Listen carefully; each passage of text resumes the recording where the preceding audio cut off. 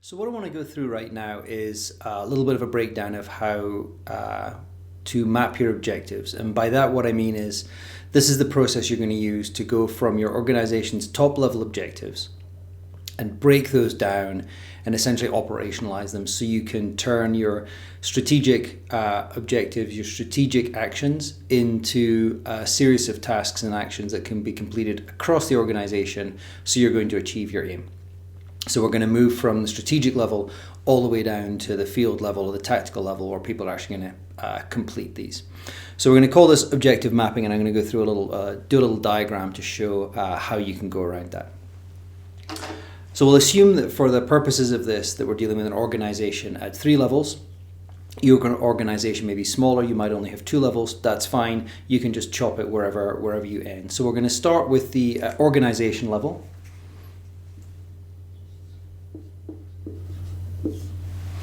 So now we've broken it down. We've got the organization, divisions, that could be division, business unit, country, whatever, whatever the next level down is, and then the teams. And this is where the action's actually going to happen. This is where all the actions will take place. It's important to remember that if your organization doesn't have this breakdown, you'll go from organization to teams, but it's the same process.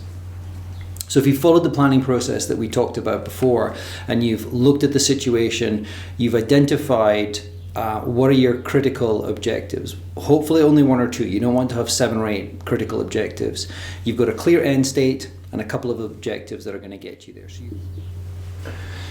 we've got our organization's objective, and then we've also identified in order to achieve that objective, we'll have some critical actions, and we'll call those CAs. So we've got a few critical actions.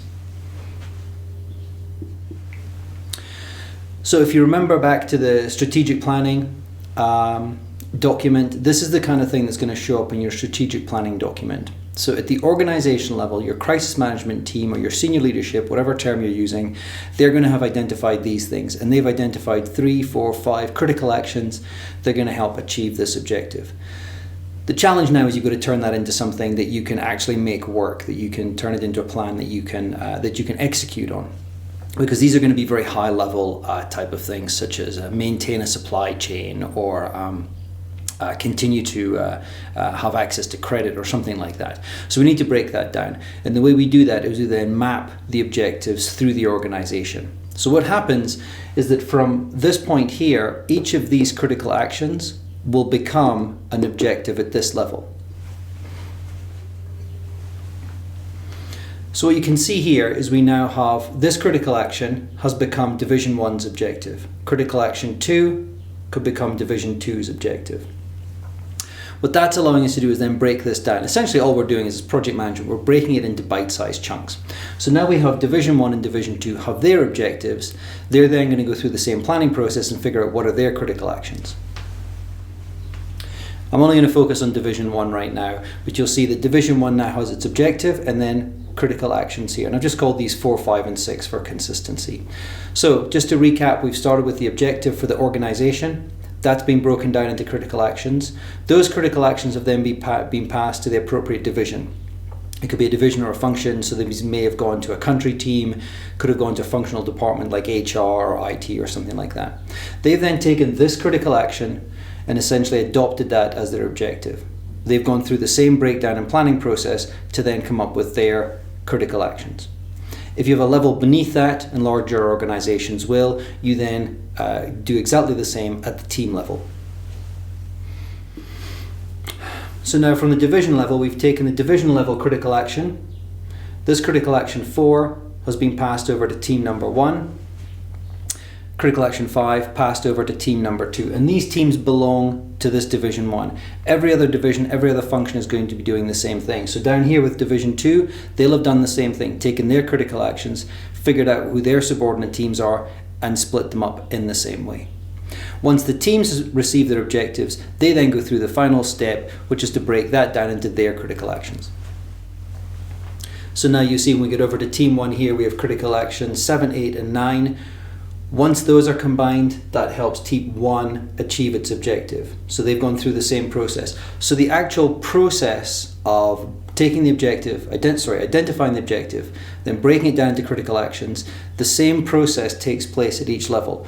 Obviously, the kind of work they'll be doing, the resources they need, all of those things, that's going to differ depending upon the level of the organization that they're working at. But it's the same process to break down.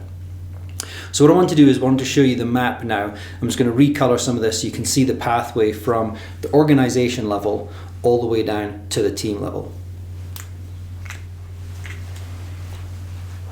Okay, so this is exactly the same breakdown. All I've done is I've marked some of the key elements in red so we can follow the path down. So starting with this objective here, you can see it's been broken down into the critical actions. This critical action 1 then gets passed over here, and that becomes the division's objective. The division does the same thing, breaks down its objective into critical actions. Critical action 4 is then identified, 4, 5, and 6. Critical action 4 at the division level is then passed on to a team, and that becomes the team's objective. And the team then breaks that down, and you have the team's critical action 7, 8, and 9.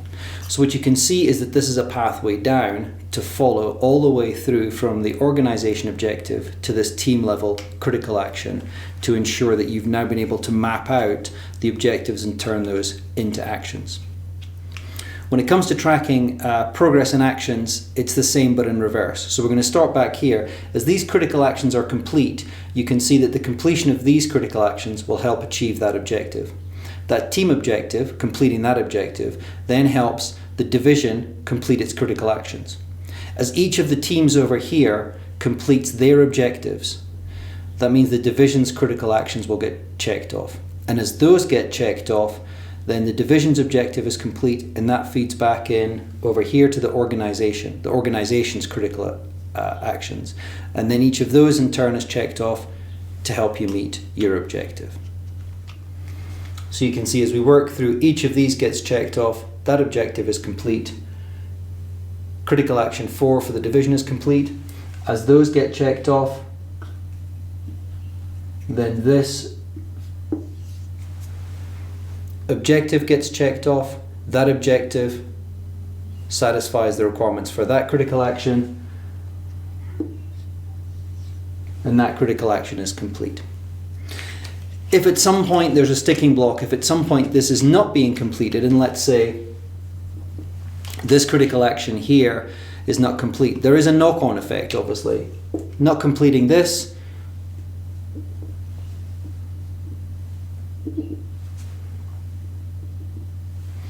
has a knock-on effect back through the system. So because critical action 9 is not complete, this objective is not complete, which means that this critical action is not complete, this objective is not complete, and you haven't completed this at the organization level.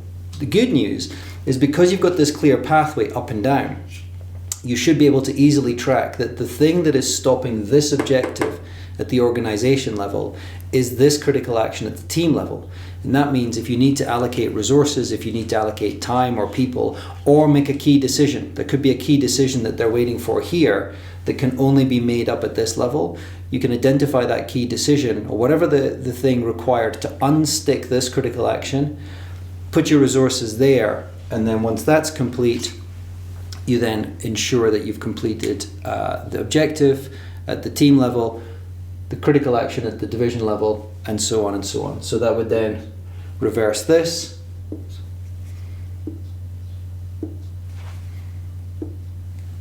All the way back up the chain.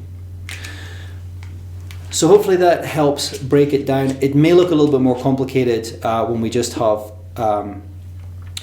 critical actions and objectives written, but it's the same process. Start with your objective, break it down into critical actions. Those critical actions get delegated down to the next level. So organization down to division. The organization's objective then becomes a critical action, and that critical action goes across the division. The division takes that as their objective. They then do the same process, break it down into critical actions. Those get passed over to teams, same thing. Critical action becomes an objective. That gets broken down individual actions, and so on. As I said, that then gives you the clear path from this objective up here at the organization level all the way down to these critical action at the team level. And when you're tracking progress, if something's not done, you can track from this critical action or something that hasn't been completed here and understand how that affects the objective at the top level.